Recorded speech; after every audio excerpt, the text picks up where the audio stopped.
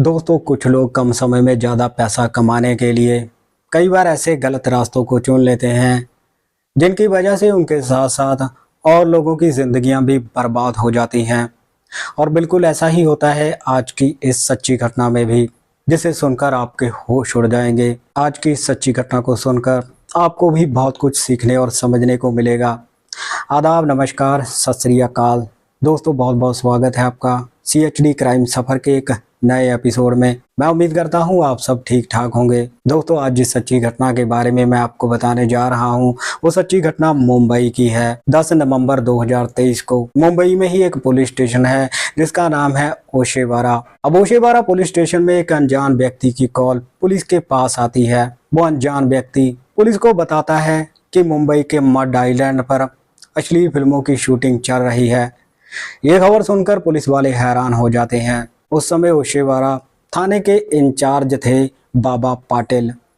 ये बात सुनकर बाबा पाटिल फौरन हरकत में आते हैं और अपने साथ कुछ और पुलिस कर्मियों को लेकर मुंबई के मड आइलैंड पर पहुंचते हैं और उस बंगले पर रेड की जाती है जहां पर अश्लील फिल्मों की शूटिंग चल रही थी। और पुलिस जब वहां पर रेड करती है तो पुलिस को वहां पर 7 मॉडल लड़कियां और 8 लड़के मिलते हैं। पुलिस को देखकर हफड़ा दफड़ी का माहौल बन चुका था। कोई किस तरफ भागने की कोशिश कर रहा था तो कोई किस तरफ, लेकिन पुलिस इन सभी को अपनी हिरासत में ले लेती है।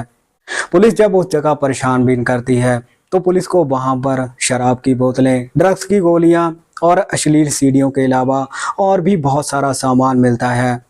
अब पुलिस इन सभी लोगों को अपनी हिरासत में लेकर पुलिस स्टेशन में लेकर पहुंचती है और सख्ती से पूछताछ करती है।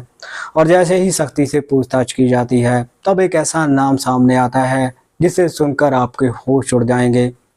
लेकिन सबसे पहले समझते हैं कि आखिर कैसे होता है ब्लू फिल्मों का कारोबार, कितनी कमाई होती है और कौन कौन से ऐसे राज्य हैं जहां पर अश्लील फिल्मों की शूटिंग सबसे ज़्यादा की जाती है। गुजरात का शहर सूरत में ही सबसे ज़्यादा अश्लील फिल्में बनती हैं, क्योंकि मुंबई में शूटिंग करना बहुत महंगा पड़ता है। इसीलिए इन लोगों ने अश्लील फिल्मों की शूटिंग करने के लिए सूरत को अपना ठिकाना बना लिया था। जब भी अश्लील फिल्मों की शूटिंग की जाती थी तब फीमेल मॉडल को कोलकाता, मुंबई और दिल्ली से गुजरात के सूरत में ले जाया जाता था और वहीं पर अश्लील फिल्मों की शूटिंग की जाती थी। एक फिल्म को बनने में 2 से 3 लाख रुपए का खर्चा आता है और बाद में उसे 10 लाख रुपए में बेचा जाता है। यानी कि इस काम से कुछ लोग मोटी कमाई कर रहे थे।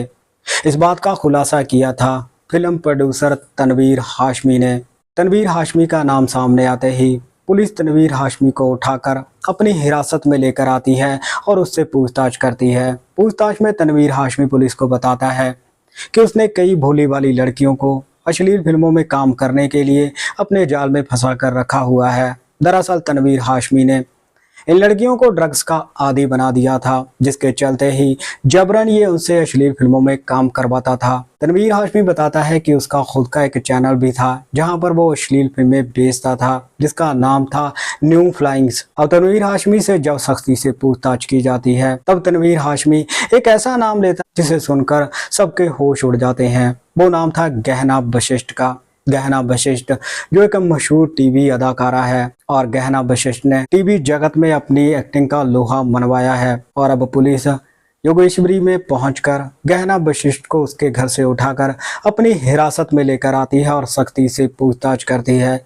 तो गहना वशिष्ठ ऐसे खुलासे करती है जिसे सुनकर पुलिस वाले हैरान हो जाते हैं। गहना वशिष्ठ पूछताछ में पुलिस को बताती है कि एक फिल्म को बनने में 2 से 3 लाख रुपए का खर्चा आता है। गहना वशिष्ठ ये भी बताती है कि जो भी लड़कियां मुंबई में अभिनेत्री बनने के लिए पहुंचती थी उन लड़कियों को टीवी में काम दिलवाने के बहाने गहना वशिष्ठ अश्लील फिल्मों में धकेल देती थी। और एक बार कोई लड़की अश्लील फिल्मों की दलदल में फंस जाती थी तो फिर उसका इस दलदल से बाहर निकलना मुश्किल हो जाता था। गहना वशिष्ठ बताती है कि इन फिल्मों को बेचने के लिए उसने एक खुद का चैनल बनाया हुआ था जिसका नाम था हॉट एंड हिट्स पर गहना वशिष्ठ अश्लील फिल्में ही बेचती थी। गहना वशिष्ठ बताती है कि जो भी पैसा अश्लील फिल्मों को बनने के लिए आता था वो सारा पैसा ऑनलाइन ही आता था। पूछताछ में गहना वशिष्ठ एक और व्यक्ति का नाम लेती है और वो नाम था यास्मीन खान का। अब यास्मीन खान का नाम सामने आने के बाद पुलिस लोखंडवाला में उसके घर पर पहुंचती है और यास्मीन खान को अपनी हिरासत में लेकर पुलिस स्टेशन में लेकर आती है।